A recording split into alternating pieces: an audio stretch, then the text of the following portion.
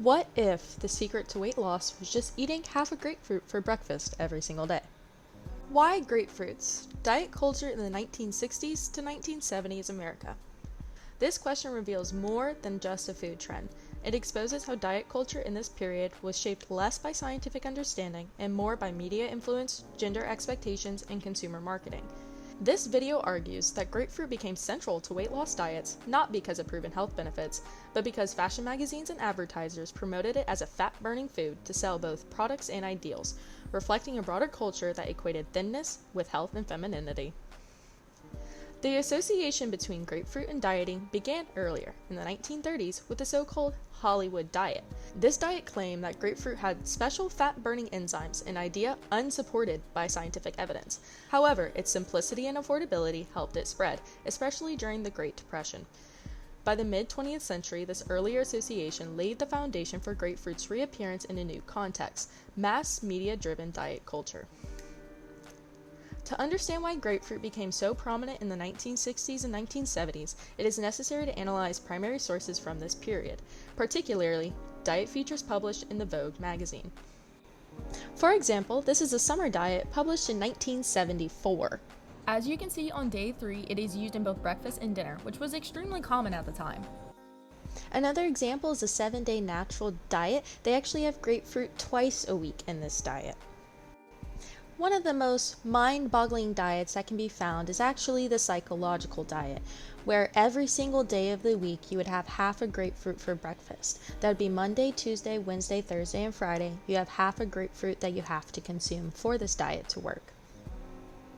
These sources repeatedly include grapefruit as part of a structured meal plan, often positioning it as essential to weight loss. A close reading of these articles reveals how grapefruit was framed. The language used in these diet plans frequently includes terms such as fat burning, metabolism boost, and low calorie, presenting grapefruit as a functional, almost medicinal food. You can see this not only in diets but also in advertisements directly correlated to the fruit. This language is significant because it mimics scientific authority without providing any practical evidence. It reflects a broader trend in diet culture where foods were assigned exaggerated health benefits in order to appeal to consumers. Additionally, scholars such as Jose Serrano and Anima Zarzo argue that the grapefruit diet was largely a product of media and cultural promotion rather than scientific evidence, with its effectiveness tied more to calorie restrictions than the fruit itself. Additionally, this diet had no consensus on its definition and was lacking in its contents, with the effectiveness of weight loss more on the result of its low-calorie treatment than through the grapefruit itself. Rather than offering balanced nutritional guidance, these sources simplify weight loss into the consumption of specific good foods, like grapefruit. Understanding why these sources were produced requires examining their intended audience. Vogue magazine was and remains primarily targeted at women, particularly those interested in fashion, beauty, and lifestyle. The inclusion of diet plans within these publications suggests that food was being linked directly to their appearance. Thinness was not simply presented as a health goal, but it was presented as a beauty standard that women must obtain. The purpose of these articles, therefore, was not purely informational. They function as a form of advertising, both for the magazine itself and for the broader consumer culture built around dieting, beauty products, and self-improvement. In this context, grapefruit became a convenience symbol, inexpensive, visually appealing, and easy to market as part of a disciplined lifestyle. Specific to visuals, grapefruits were often photographed in advertisements looking like breasts, a direct link to femininity, thus reinforcing the dieting standard. While these Vogue articles are valuable, they also have important limitations as historical evidence. First, they do not reflect scientific consensus. Nutritional science in the 1960s and 70s was still developing, and many claims about metabolism and fat burning were not well understood. Additionally, Vogue is not the only source of these pressures, but it is a reflection of a much larger media system that shapes and is shaped by the cultural expectations that were placed on women. It is just simply one lens to look at whenever we're looking at a much larger media landscape that both reflects and reinforces the ideals that society already valued. Second, these sources present a specific perspective, that of a middle and upper-class woman who consumed fashion media. They do not necessarily reflect the experiences or belief of all Americans. Finally, because these articles were produced within a commercial context, they are inherently biased. Their goal was to attract readers and reinforce consumer behavior, not to provide objective health information. Secondary sources may place these primary materials into a broader historical context. According to the Gale Encyclopedia of Diets, the expansion of fad diets in the mid-20th century was closely tied to the growth of mass media and consumer culture, which promoted unrealistic body ideas and quick-fix solutions. We can see this directly correlating with Hollywood and the music scene.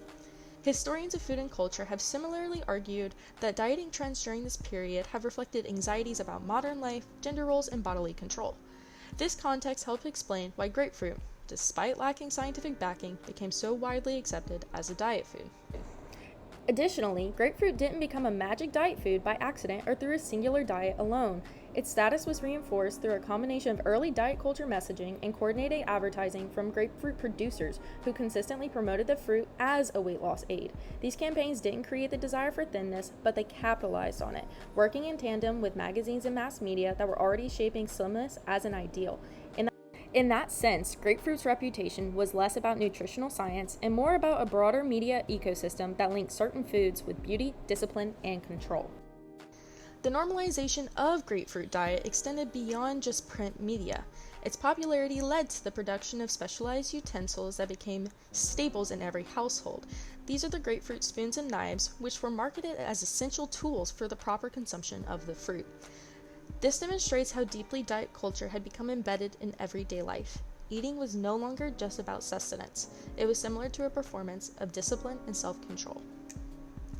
Ultimately, the rise of grapefruit as a diet food in the 1960s and 70s reveals a great deal about the period. It shows that health benefits were shaped less by scientific evidence and more by media influence, marketing strategies, and social expectations, especially those that were placed on women. By analyzing Vogue magazine as a primary source, it becomes clear that grapefruit's popularity was constructed through language, imagery, and repetition, rather than proven effectiveness. The grapefruit diet then was not just a trend. It was a reflection of a culture that equated thinness with health and used food as a tool to enforce that ideal on women.